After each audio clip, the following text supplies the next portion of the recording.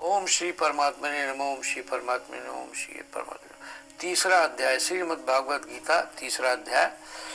ओम कृष्णाय वासुदेवाय हरे परमात्मने प्रणता क्लेशनाशाय गोविंदाय नमो नमः। इस पर अर्जुन ने प्रश्न किया कि हे जनार्दन, यदि कर्मों की अपेक्षा ज्ञान आपके श्रेष्ठ मान्य है तो फिर हे केशव मुझे भयंकर कर्म में क्यों लगाते हैं तथा आप मिले हुए वचन से मेरी बुद्धि को मोहित कर सी करते हैं। इसलिए उस एक बात को निश्चय करके कहिए कि जिससे मैं कल्याण को प्राप्त हूँ। इस प्रकार अर्जुन के पूछने पर श्री कृष्ण महाराज बोले, हे निष्पाप अर्जुन, इस लोक में दो प्रकार की निष्ठा मेरे द्वारा पहले कही गई है, ज्ञानियों की ज्ञान योग से और योगियों की निष्काम कर्म योग से। परंतु किसी भी मार्ग के अनुसार कर्मों को स्वरूप से त्यागने की आवश्यकता नहीं है, क्योंकि मनुष्य न तो कर्मों के न करने से निष्कर्मता को प्राप्त होता है और न कर्मों को त्यागने मात्र से ही भगवत साक्षात्कार रूप सिद्ध को प्राप्त होता है, तथा सर्वथा कर्मों का स्वरूप से त्याग हो भी नहीं सकता, क्योंकि कोई भी पुरुष किसी काल में क्षण मात्र भी बिना कर्म किए नहीं रहता। निसंदेह सभी पुरुष प्रकृति से उत्पन्न हुए गुणों द्वारा परवश हुए कर्म करते हैं। इसलिए जो मूढ़ बुद्धि पुरुष कर्मेंद्रियों को हठ से रोककर इंद्रियों के भोगों को मन से चिंतन करता रहता है, वह मिथ्याचारी अर्थात दंभी कहा जाता है। और हे अर्जुन, जो पुरुष मन से इंद्रियों को बस में करके अनासक्त हुआ कर्म इंद्रियों से कर्म योग का आचरण करता है, वह श्रेष्ठ है। इसलिए तू शास्त्र विधि से नियत किए हुए स्वधर्म रूप कर्म को कर, क्योंकि कर्म न करने की अपेक्षा कर्म करना श्रेष्ठ है, तथा कर्म न करने से तेरा शरीर निर्वाह भी नहीं सिद्ध होगा।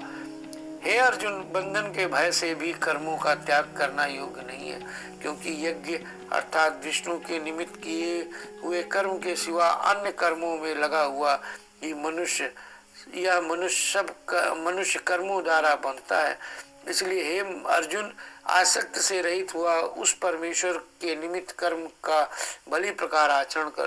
कर्म न करने से तू पाप को भी प्राप्त होगा, क्योंकि प्रजापति ब्रह्मा ने कल्प के आदि में यज्ञ सहित प्रजा को रचकर कहा कि इस यज्ञ द्वारा तुम लोग वृद्धि को प्राप्त हो, और यह यज्ञ तुम लोगों को इच्छित कामनाओं के देने वाला होए, तथा तुम लोग इस यज्ञ द्वारा देवताओं की उन्नत करो और वह देवता लोग तुम लोगों की उन्नत करें। इस प्रकार आपस में कर्तव्य समझकर उन्नत करते हुए परम कल्याण को प्राप्त होगे, तथा यज्ञ द्वारा बढ़ाए हुए देवता लोग तुम्हारे लिए बिना मांगे ये प्रिय भोगों को देंगे। उनके द्वारा दिए हुए भोगों को जो पुरुष इनके लिए बिना दिए ही भोगता है, वो निश्चय चोर है।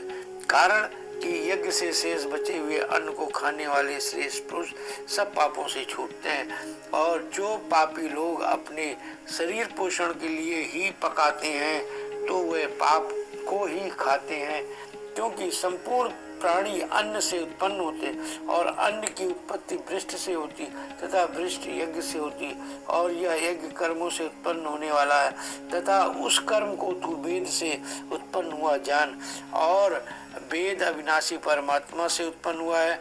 इससे सर्वव्यापी परम अक्षर परमात्मा सदा ही यज्ञ में प्रतिष्ठित है।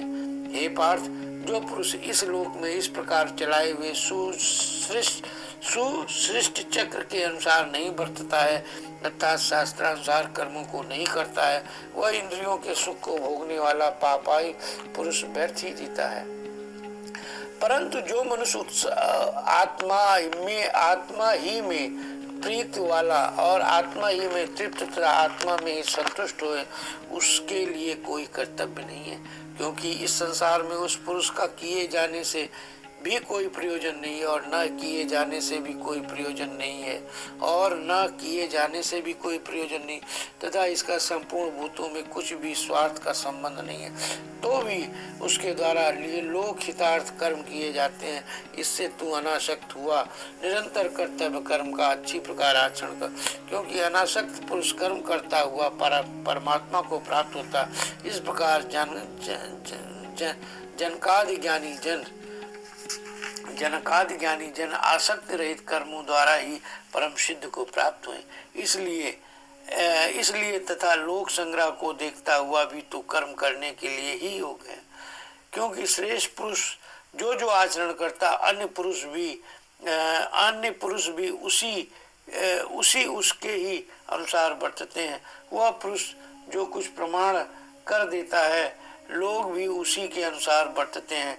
इसलिए हे अर्जुन, यद्यपि मुझे तीनों लोकों में कुछ भी कर्तव्य नहीं है तथा किंचित भी प्राप्त होने योग्य वस्तु प्राप्त नहीं है, तो भी मैं कर्म में ही बनता हूँ, क्योंकि यदि मैं सावधान हुआ कदाचित कर्म में न बंधू तो हे अर्जुन, सब प्रकार के मनुष्य मेरे बर्ताव के अनुसार बरतते हैं, अर्थात बरतने लग जाएंगे, तथा यदि मैं कर्म न करूं तो वे सब लोग भ्रष्ट हो जाएं और वर्ण संकर का करने वाला हूँ तथा इस सारी प्रजा का हनन करूं, अर्थात मारने वाला बनूं। इसलिए हे भारत, कर्म में आसक्त हुए ज्ञानी जन कैसे कर्म करते हैं, वैसे ही आसक्त हुआ विद्वान भी लोक शिक्षा को चाहता हुआ कर्म करे। ज्ञानी पुरुष को चाहिए कि कर्मों में आसक्ति वाले अज्ञानियों की बुद्धि में भ्रम अर्थात कर्मों की अश्रद्धा उत्पन्न न करे, किंतु स्वयं परमात्मा के स्वरूप में स्थित हुआ वह सब कर्मों को अच्छी प्रकार करता हुआ उनसे भी वैसा ही करावे। हे अर्जुन, वास्तव में संपूर्ण कर्म प्रकृति के गुणों द्वारा किए हुए हैं, तो भी अहंकार से मोहित हुए अंतःकरण वाला पुरुष मैं करता हूँ ऐसे मान लेता है। परंतु हे महाभाव, गुण विभाग और कर्म विभाग के तत्व को जानने वाला ज्ञानी पुरुष संपूर्ण गुण गुणों में बरतते हैं ऐसे मानकर नहीं आसक्त होता, और प्रकृति के गुणों से मोहित हुए पुरुष गुण और कर्मों में आसक्ति होते हैं। उन अच्छी प्रकार न समझने वाले मूर्खों को अच्छी प्रकार जानने वाला ज्ञानी पुरुष चलायमान न करे। इसलिए हे अर्जुन, तू ध्यान निष्ठ चित्त से संपूर्ण कर्मों को मुझ में समर्पण करके आशा रहित और ममता रहित होकर संताप रहित हुआ युद्ध कर।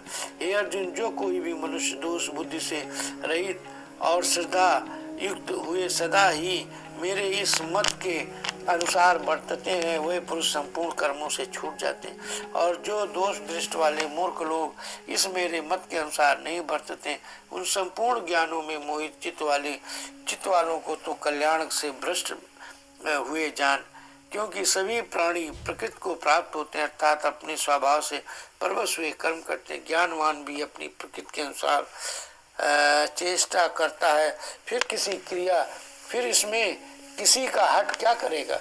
इसलिए मनुष्य को चाहिए कि इंद्रिय के अर्थ में अर्थात सभी इंद्रियों के भोगों में स्थित जो राग और द्वेष है उन दोनों के बस में नहीं हुए, क्योंकि इससे वे दोनों कल्याण मार्ग में विघ्न करने वाले महान शत्रु। इसलिए उन दोनों को जीतकर सावधान हुआ स्वधर्म का आचरण करे, क्योंकि अच्छी प्रकार आचरण किए हुए दूसरे के धर्म से गुण रहित भी अपना धर्म अति उत्तम है। अपने धर्म में मरना भी कल्याण कारक है, और दूसरे का धर्म भय को देने वाला है।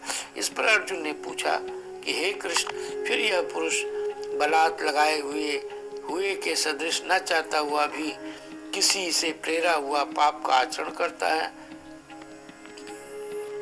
करता है। इस प्रकार अर्जुन के पूछने पर श्री कृष्ण भगवान बोले कि हे अर्जुन, रजोगुण से उत्पन्न हुआ यह काम ही क्रोध है। यह महाअसन अर्थात अग्नि के समान भोगों से न तृप्त होने वाला और बड़ा पापी है। इस विषय में इसको तू बैरी जान। जैसे धुएं से अग्नि और मल से दर्पण ढका जाता है तथा जैसे ही जेर से गर्भ ढका रहता है, वैसे ही उस काम के द्वारा यह ज्ञान ढका हुआ है। और हे अर्जुन, इस अग्नि सदृश न पूर्ण होने वाले काम रूप ज्ञानियों के नित्य बैरी से ज्ञान ढका हुआ है। इंद्रियां, मन और बुद्धि इस काम के वास स्थान कहे गए, और यह काम इन मन बुद्धि और इंद्रियों के द्वारा ही ज्ञान को आच्छादित करके इस जीवात्मा को मोहित करता है। इसलिए हे अर्जुन, तू पहले इंद्रियों को बस में करके ज्ञान और विज्ञान के नाश होने वाले इस काम पापी को निश्चय पूर्वक मार। और यदि तू समझे कि इंद्रियों को रोककर काम रूप बैरी को मारने की मेरी शक्ति नहीं है, तो यह तेरी भूल है। क्योंकि इस शरीर से जो इंद्रियों पर श्रेष्ठ, बलवान और सूक्ष्म इंद्रियों को पर कहते हैं, और इंद्रियों से पर मन है, और मन से भी पर बुद्धि है, और जो बुद्धि से भी अत्यंत पर है वह आत्मा है। इस प्रकार बुद्धि से पर अर्थात सूक्ष्म तथा सब प्रकार बलवान और श्रेष्ठ अपने आत्मा को जानकर और बुद्धि के द्वारा मन को बस में करके, हे महाभाव, अपनी शक्ति को समझकर इस दुर्जय काम रूप शत्रु को मार। ओम श्री परमात्मने नमः। ओम श्री परमात्मने नमः। ओम कृष्णाय वासुदेवाय हरे परमात्मने प्रणतः क्लेश नाशाय गोविंदाय नमो नमः। गोविंदाय नमो नमः। गोविंदाय नमो नमः। इत श्रीमद् भागवत गीता रूपी उपनिषद एवं ब्रह्म विद्या तथा योग शास्त्र विषयक श्री कृष्ण और अर्जुन के संवाद में कर्म योग नामक तीसरा अध्याय।